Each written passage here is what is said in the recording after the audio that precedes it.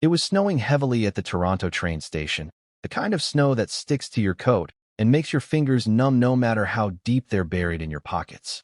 Adam pulled his scarf tighter and kept walking toward the platform when he saw her. At first, he thought his eyes were playing tricks on him. A thin figure sat on the cold bench, head bowed, a paper cup trembling in her hands. Her hair was messy, her clothes worn, and her cheeks red from the biting wind. But when she looked up, his heart froze. It was Claire, the same Claire who, years ago, had smiled sweetly as she told him, "You're a good man, Adam, but you're not the one for me." They hadn't spoken in nearly 7 years. Back then, she was everything he wanted, confident, beautiful, full of plans for her life. She had been finishing her business degree, dreaming of moving to Vancouver, and dating a man she thought would give her the world. Adam had confessed his feelings, nervously offering her a small velvet box with a modest ring. She had been kind but firm. "You deserve someone who feels the same," she'd said. He remembered walking away that night feeling crushed, but determined to move on. Now here she was, sitting in the cold, eyes hollow. Adam approached slowly, unsure if she'd even remember him. "Claire," he said gently.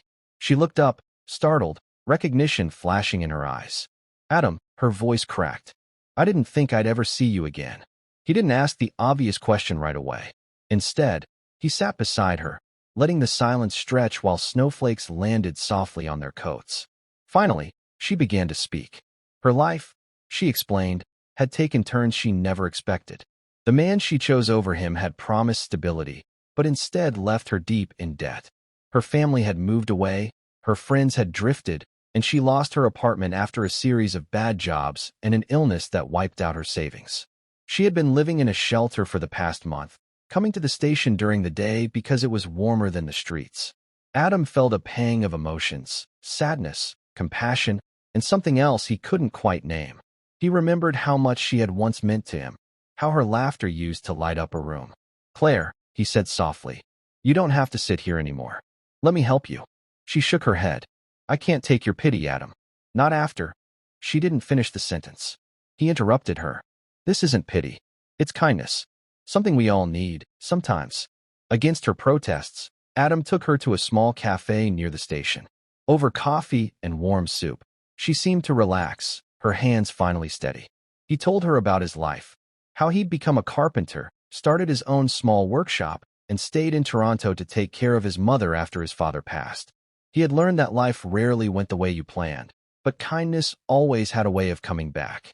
Before they parted, Adam gave her the address of a local community center he volunteered with, a place that offered housing support and job assistance. "They'll help you get back on your feet," he promised. She stared at the paper, then at him, tears filling her eyes. "Adam, I'm sorry for how I treated you back then." He smiled faintly. "You don't owe me an apology. We all make choices with the knowledge we have at the time. What matters is where we go from here." Months later, Adam was fixing a table in the community center when Claire walked in, not in worn clothes, but in a clean coat, holding a folder of resumes. She had found part-time work and was living in a small apartment. She thanked him again, not for rescuing her, but for seeing her as a person when she felt invisible. And as she left that day, Adam realized something. Sometimes life doesn't give you the ending you imagined, but it gives you something better, the chance to be the reason someone finds hope again. Would you like me to also prepare 5 perfect image prompts for this story, so you can use them in piclumen.ai? They'd match each key emotional moment.